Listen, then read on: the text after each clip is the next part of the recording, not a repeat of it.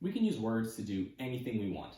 This includes building entire worlds or universes even that are a lot more interesting than the one we currently live in. In storytelling, this is called world building. World building is a technique in which an artist creates a very detailed environment for a story to live in. But it's a lot more than just characters and setting. In an article titled "What is World Building" on allegers.com, it's explained that hundreds of things can be taken into account when building a world. So you've got geography, cultures, languages, flora, and fauna. So today we're going to be looking at a few of the most famous worlds and how anyone can use specific techniques to build their own fantastic and believable world. So let's talk about some famous examples that you've all probably gotten sucked into at one point or another. So before we start, let's talk about fantasy for just a second. Fantasy is where most world building takes place. So we're going to start with the king of fantasy, the Lord of the Rings. The Lord of the Rings is a series of stories that takes place on Middle-earth, a fictional continent. But Middle-earth is so much more than just a continent. Within it, there are several sentient races that make up the characters. You've got the Ainur, the elves, the dwarves, the men, the hobbit, and so many more. And along with that, you've also got your own god figure. So Middle-earth has its own god. This means that the whole history of its universe is totally unique. All of these different details come together to create an atmosphere that's very specific to Lord of the Rings. One that's adventurous and grand and magical and alive. Any story that takes place in Middle-earth is bound to have wizards and monsters and epic quests and epic treasures.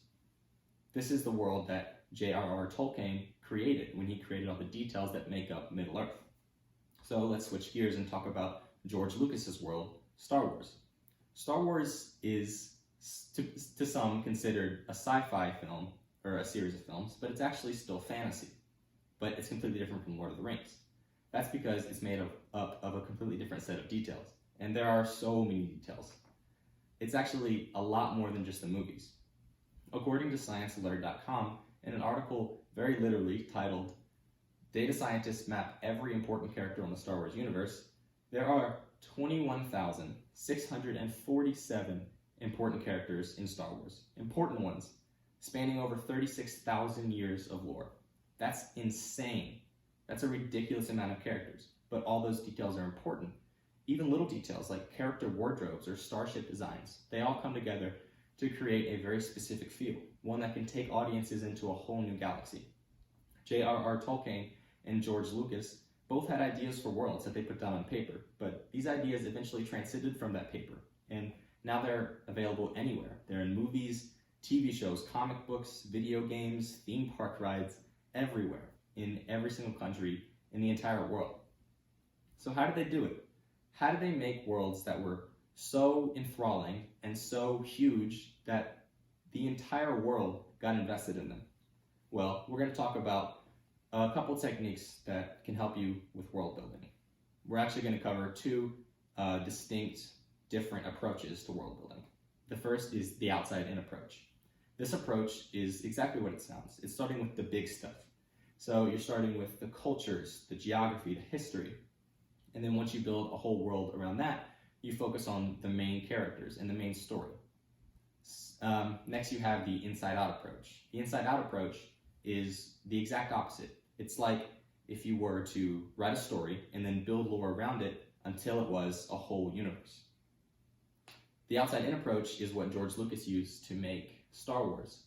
It was his idea to make a sci-fi film that was more fun and more geared towards teenagers. So he used the big idea approach, the outside-in approach. But the inside-out approach is helpful if you want to start with your own specific story.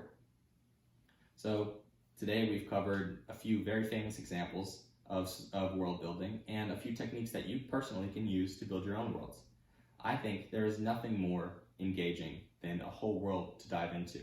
So you can use these techniques to build your own worlds. If you have ideas like me, you should put them down on paper. Then eventually, maybe one day, I'll be reading a book series or watching a movie series that takes place in a world that you created. That's my hope with this speech, that you take these and create your own worlds. So get inspired and get building.